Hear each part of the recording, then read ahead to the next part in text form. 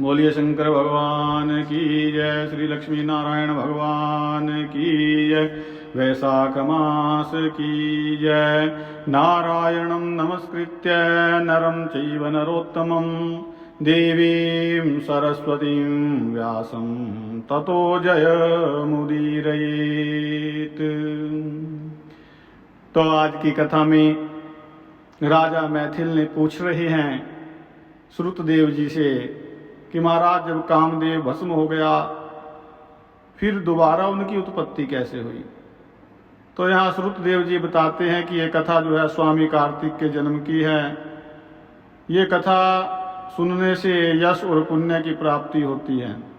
जब महादेव जी ने कामदेव जी को जला दिया तो उसकी स्त्री रति जो है अपने पति को भस्म हुआ देख करके दुख से मूर्छित हो गई, और जब 2 घड़ी पश्चात उसकी मूर्छा गई तो अत्यंत विलाप करने लगे, जिससे कि सारा तपोवन जो है दुखमय हो गया। और अब रति ने चिता में जल करके शरीर त्याग देने का विचार किया और अपने पति के मित्र बसंत को पति की अंतिम क्रिया करने के लिए बुलाया। अब जब तक वो चिता बना ही रही थी कि बसंत भी आ गया। रति को देख करके बड़ा दुखी हुआ और रति को समझाने लगा, कहने लगा कि आत्मघात करना उचित नहीं है तथा धर्म के विपरीत है। जब बसंत ने उसके शरीर त्यागने का विचार दृढ़ देखा तो नदी के किनारे चिता बनाई और रति जो है गंगा में स्नान करके सब इंद्रियों को रोक करके मन को आत्मा में लीन करके चिता पर चढ़ने के लिए तैयार हो गई। लेकिन उसी समय आकाशवाणी हुई कि हे पति प्रेमा, तुम चिता में प्रवेश मत करो, तुम्हारा पति महादेव जी और भगवान श्री कृष्ण से उत्पन्न होगा। तो इस प्रकार जो है क्रम से 2 जन्म होंगे उसके। जब दूसरे जन्म में श्री कृष्ण से रुक्मिणी के गर्भ से प्रद्युम्न रूप में उत्पन्न होगा, और तो ब्रह्मा के श्राप से संबर नामक राक्षस के घर में निवास करेगी और वहीं तेरा पति प्रद्युम्न तुमको प्राप्त हो जाएगा। तो इतना कह करके आकाशवाणी समाप्त हो गई, बंद हो गई। और जब रति ने आकाशवाणी सुनी तो उसने चिता में प्रवेश नहीं किया। फिर जिनके कार्य की सिद्धि के लिए श्री शिव जी ने कामदेव को भस्म कर दिया था, उन सब देवताओं ने बृहस्पति, इंद्र और अग्नि को आगे करके रति को वरदान दिया कि आज से तेरा पति जो है अनंग कहलाएगा और अंग वाले की तरह मरा हुआ भी दिखाई देगा। और फिर कहने लगे कि पूर्व काल में तेरा पति सुंदर नाम का राजा था, तो उस जन्म में भी तुम इसकी पत्नी थी, परंतु रज संकरकारिणी होने के कारण उस दोष से तुम्हारी ये दशा हुई है, अर्थात तुम्हारे पति से तुम्हारा वियोग हुआ है। तो अब क्या है, वैशाख मास में मंदाकिनी नाम की नदी में स्नान करो, मधुसूदन भगवान का पूजन तथा उनकी दिव्य कथा सुनने से तुम्हारा पति अवश्य तुमको मिल जाएगा। तो रति को इस प्रकार वरदान दे करके सब देवता अपने अपने स्थान को चले गए और रति ने भी क्लेश से निवृत्त होकर के मेष की संक्रांति में गंगा स्नान कर पवित्रता के साथ अक्षुण शयन व्रत को धारण किया। तो इस व्रत के करने से उसको उसी समय कामदेव दिखाई दिए और उसने वैशाख मास में कर्तव्य धर्म नहीं किया था।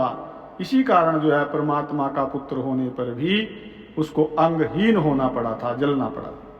तो श्रुतदेव कहने लगे कि जब महादेव पार्वती जी के सम्मुख खड़े हुए अंतर्ध्यान हो गए तो पार्वती जी खड़ी रह गई और विचार करने लगी, सोचने लगी कि अब क्या किया जाए। तब जो है उनके पिता हिमाचल उन्हें अपने घर ले गए, परंतु पार्वती श्री शिव जी के गुणों पर इतनी मुग्ध हो गई कि उन्होंने अपने मन में यही ठान लिया कि श्री शिव जी ही मेरे पति होंगे, अर्थात मन से पति मान लिया। और वो अपने माता पिता के समझाने पर भी कुछ विचार करके श्री शिव जी की मूर्ति को अपने मन में धारण करके गंगा तट पर जाकर के घोर तप करने लगी, भोजन आदि छोड़ करके। तप करते करते बड़ी बड़ी जटाएं उनके सिर पर हो गई। इस प्रकार जो है 1000 वर्ष तक शिव जी की आराधना करती रही। और एक दिन सायंकाल के समय श्री महादेव जी पार्वती जी की परीक्षा करने के लिए ब्रह्मचारी वेश धारण करके उनकी पर्णकुटी में आकर के उनकी अचल भक्ति देख करके कहने लगे कि हे भद्रे, जो तुम्हारे मन में हो वरदान मांग लो। तब पार्वती जी कहने लगे कि मैं यही वरदान मांगती हूँ कि आप मेरे पति हो जाओ। तथास्तु कह करके श्री शिव जी ने सप्त ऋषियों को बुलाया और उपस्थित होने पर उन्हें आज्ञा दी कि तुम हिमाचल के पास जाकर के विवाह का प्रस्ताव करो। तो 7 ब्रह्मवादी ऋषि जो है चारों तरफ प्रकाश करते हुए आकाश मार्ग से हिमाचल के घर पहुंचे और राजा ने उनका यथोचित पूजन आदि से सत्कार किया। तब जो है ऋषियों ने कहा कि ये राजा हिमाचल, तेरी कन्या पार्वती पहले दक्ष की कन्या सती थी, जिसने अपने पिता के यज्ञ कुंड में गिर करके अपने प्राण त्याग दिए थे।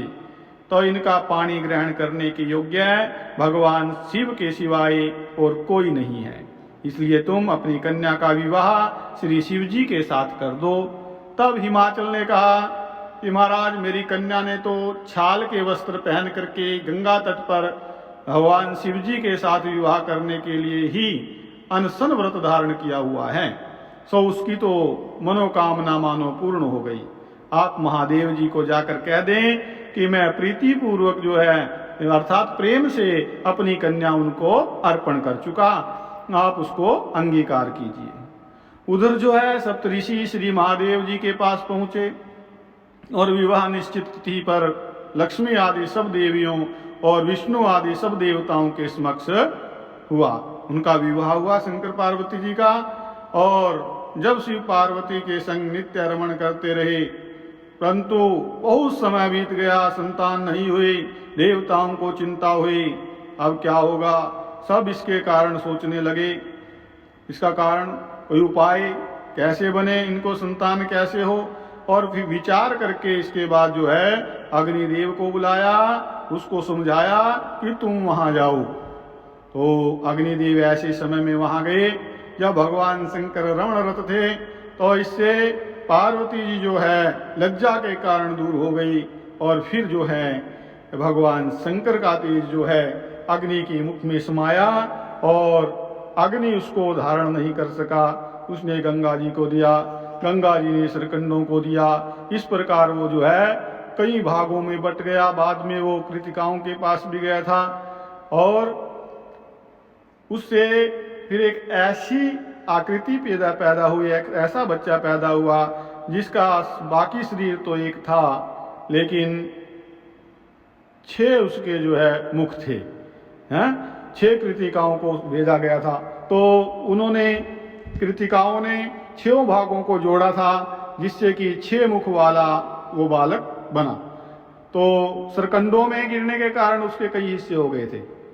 तो कृतिकाओं की कृपा थी, कृतिकाएं उसको पालने लगी, इसीलिए उनका नाम जो है कार्तिक हुआ।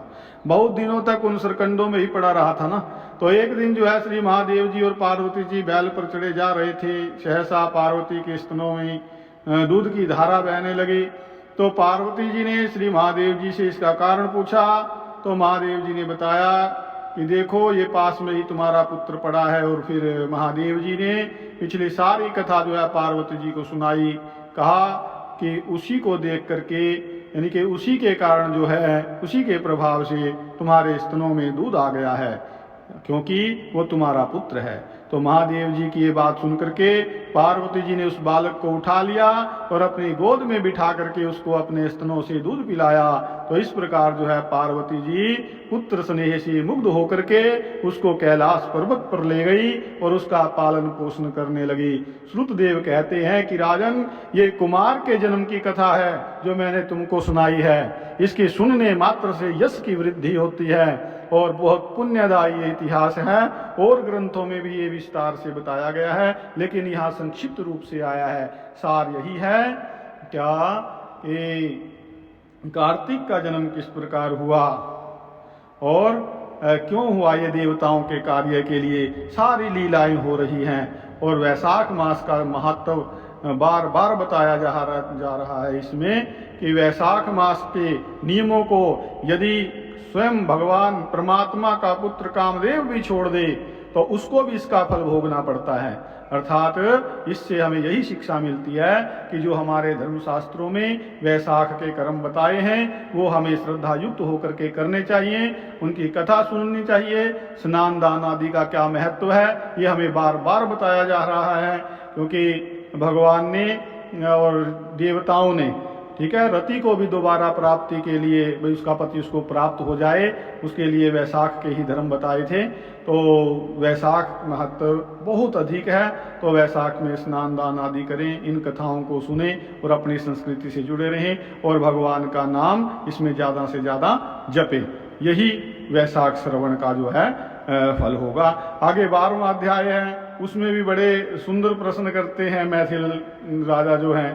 तो कामदेव की स्त्री ने वो व्रत कैसे किया, उसका क्या विधान है, और भी सुंदर सुंदर कथाएं आगे आ रही हैं। लेकिन 11वां अध्याय जो है यहीं पर विश्राम को प्राप्त होता है। बोलिए शंकर भगवान की जय।